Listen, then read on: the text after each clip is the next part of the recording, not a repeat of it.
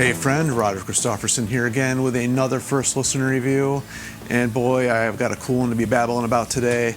I'm talking about Dead Daisies and their new album, even though I think they just came out with one last year if I'm not mistaken. This one's called Lookin For Trouble, and I'm not complaining.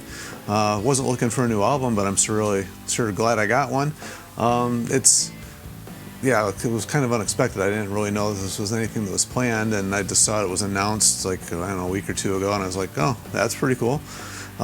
Didn't really know anything about it until a couple days ago, and finally did a little bit reading up on it, and I realized it's going to be a covers album of all blues songs.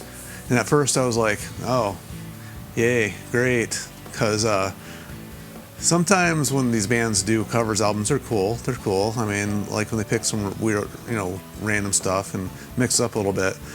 But I've heard other bands do like all blues covers. I like the blues. And when these bands tend to do this, generally speaking, it's never as good as the original. It's not even close generally. So when I saw the list, and I was like, holy moly, these are like all the standards. Like almost all of them anyway. And I was like, all right, well, I'm really not that excited anymore, but I'm still going to get it because I really like the Dead Daisies. Got the chance to see them years ago.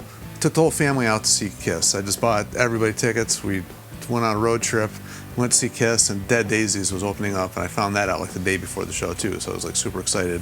And we got there early to make sure we saw the Dead Daisies. They put on a great show.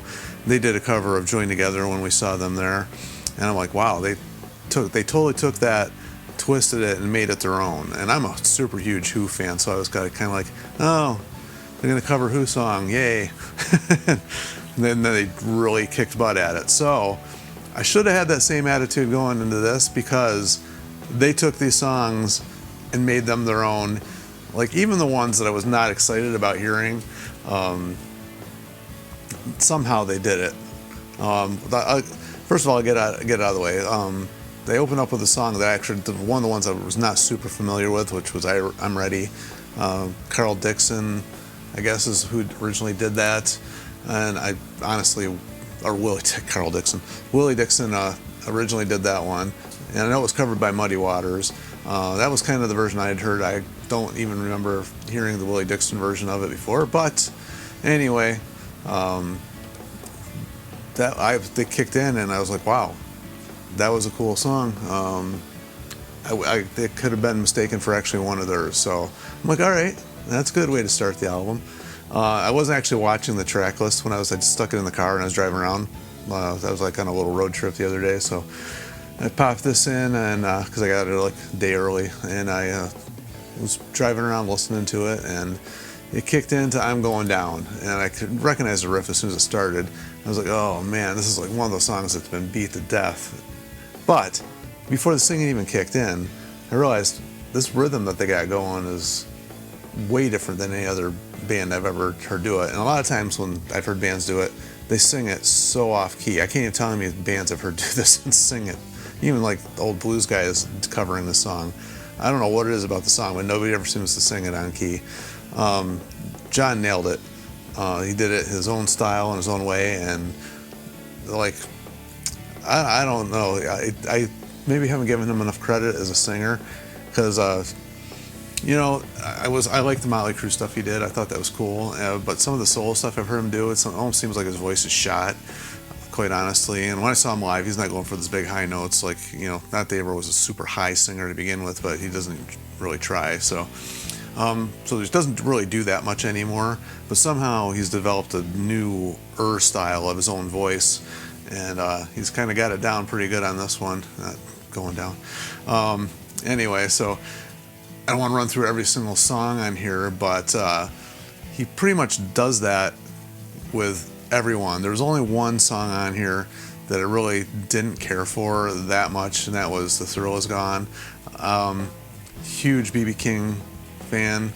Like my youngest son is like named his middle name is after B.B. King's real name. I'll let you guys figure out what that is, but some of you probably already know. I'm sure a lot of you know. But that one just didn't cut it for me. Musically, it was okay. But that's such a bluesy song, and it just means so much to me that that one lost the feel. The rest of them, I thought that I see what they were trying to do. They were doing their own little thing to it. And even Black Betty, which when that first started, I was like, kind of like, you know, raspberry and going, oh gosh, here we go. But then they did the same thing. I don't know why. I just kept losing faith every time. But then they do it on every single song, except for The Thrill's Gone wasn't bad, don't get me wrong, but that just, comparing it to, you know, the original, which I can't help but do because I've heard that song so many times because I listened to it so much when I was a kid. That one just kind of, I like the original way better, and I still like the originals of these, but what they did with them was very cool. You know, they covered Born Under a Bad Sign, which they made their own. Even Crossroads somehow, which I've heard a million bands do. They actually gave it a cool little twist, and I didn't even recognize what the song was quite at first. Did a little thing with the slide that, you know, instead of that main riff that identifies it really quick, they did it with a slide, and I was like, oh, all right, that's a cool little twist. You know, and it's, you know, slide's pretty known for blues playing, so I was like, oh, that was a cool little thing to do. I was very intelligent and tasteful, so I thought that was kind of cool, even though it's a more upbeat blues song. You know, Walking the Dog's been covered by a lot of other bands, like I think Rat, definitely Rat's done it. Was Aerosmith's done it too, just to name a couple. And of course, you know, they did the same thing there, but then they end with a Little Red Rooster. You know, another. I mean, there's nothing on this list except for maybe the opening song, I'm Ready, that I haven't heard so many other bands do, but they did them very well. I can't say that I was like really cheese dogging any of these on here. Even the one I said, Thrill's Gone, even though it wasn't my favorite version of it, it still wasn't bad by any means. So very cool. Really enjoyed this. It's actually one that I kept playing because, you know, sometimes you listen to a CD, you listen to it once, you're like, okay, in the pile, never have to hear that one again. I can't tell you how many times I've done that. But this one, I'm like, oh, I actually really thought that was pretty cool. Kept it playing, you know, give it a few spins. So anyway, that was my take on it. Really liked, you know, when Glenn was in the, you know, the Dead Daisies there. But even that being said, I don't know if he would have had the same twist and same style as John did with these, and it just kind of all fit on this one. So even though I'm a huge Glenn Hughes fan, I think maybe this was a better fit song-wise with John. So, you know, the rotating cast of characters in this band, I think this one lined up pretty good. So anyway, as always, I welcome people to give their opinions, what they thought of it, what they think of the Dead Daisies, whatever you want to chat. I don't even care. Just comment. You know, this is what it's all about. We're just chit-chatting here, babbling, as I say. So feel free. And if you haven't liked, shared, or subscribed yet, you probably should do that, because that's what gets these like things out there so people can talk about them and they learn about these albums.